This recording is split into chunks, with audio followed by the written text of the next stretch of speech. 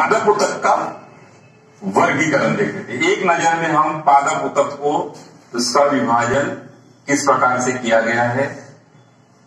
देखिए, पादप ऊतक को कोशिकाओं के विभाजन क्षमता के आधार पर, किस आधार पे बात कर रहा हूं, विभाजन, क्योंकि कोशिकाएं क्या होती है, विभाजित होती है।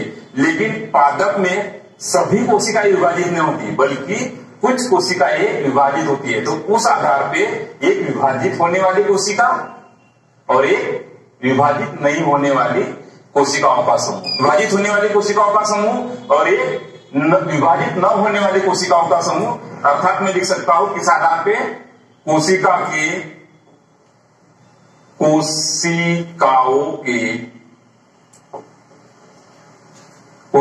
के विभाजन क्षमता के आधार पर, विभाजन क्षमता के आधार पे पौधे ऊतक को या पादप ऊतक को दो भागों में बांटा गया है। पहला है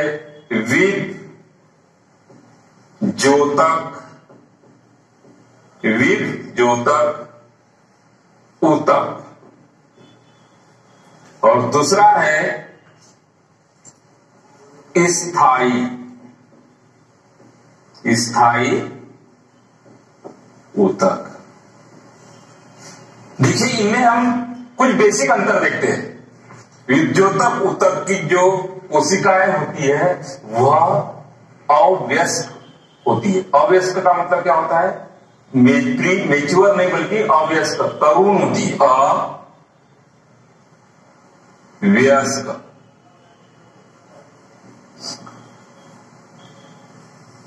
अव्यस्क का मतलब कि यह एक, क्या बोलना चाहिए, जो कि व्यस्क नहीं रहती है, मतलब इसमें विभाजन क्षमता काफी होती है तथा यह जीवित होती है। विशेषता यह है कि यह कोशिका कैसे होती है, जीवित। जीवित का मतलब क्या होता है कि इसमें प्रोटोप्लाज्म या जीव द्रव्य पाया जाता है।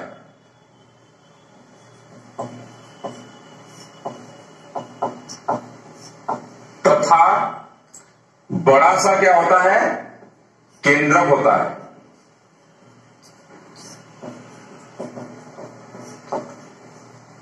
रसधानी अनुपस्थित होती है, रसधानी अनुपस्थित होती है।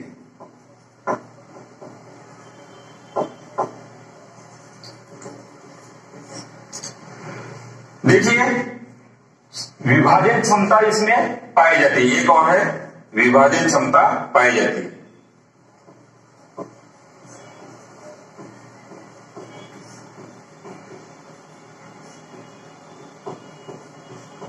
जब इन कोशिकाओं के समूह का कार्य प्रमुख रूप से विभाजित होना है तथा वृद्धि करना है, तो वो सारी चीजें इसमें आपको देखने को मिलेगी। देखिए, इनके जो विशेषताएं है, उस विशेषताओं के आधार पे हम समझ सकते हैं कि यह कोशिका किस प्रकार से होगी, विभाजित होने वाली होगी। क्यों, अव्यस्क है, व्यस्क होने के बाद तो विभाजन क्षमता मदी हो जाती है, तो अव्यस्क है।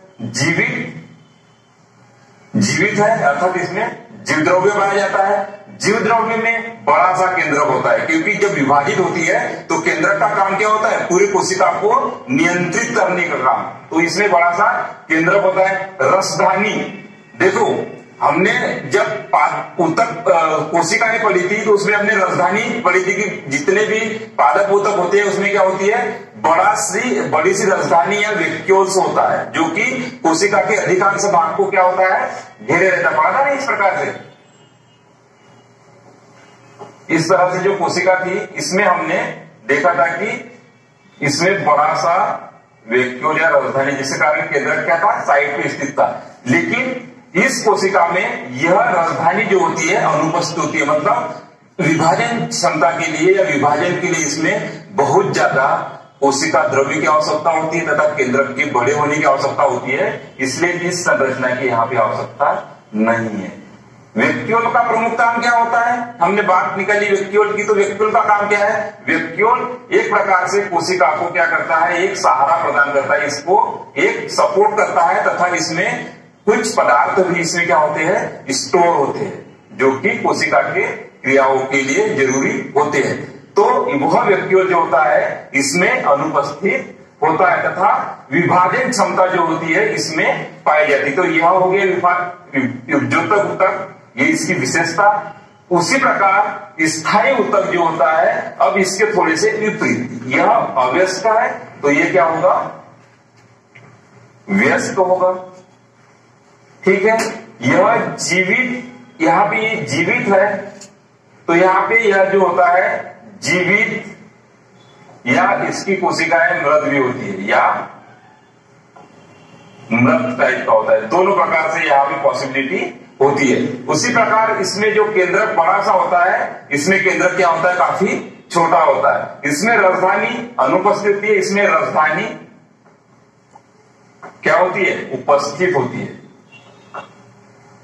और विभाजन क्षमता इसमें नहीं पाई जाती, विभाजन क्षमता नहीं पाई जाती है।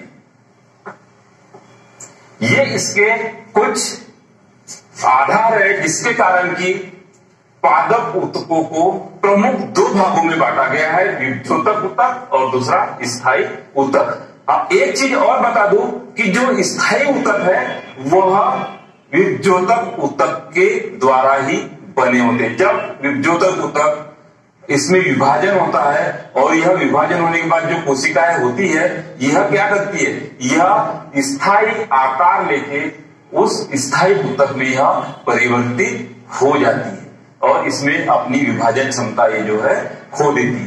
विभाजन क्षमता क्या होती है, खो देती है, या विभाजन क्षमता इसमें नहीं पाई जाती है। तो इस प्रकार से यह प्रमुख दो ऊतक हमें यहाँ पे देखने को मिलते हैं, एक विभज्योतक ऊतक और दूसरा स्थायी ऊतक।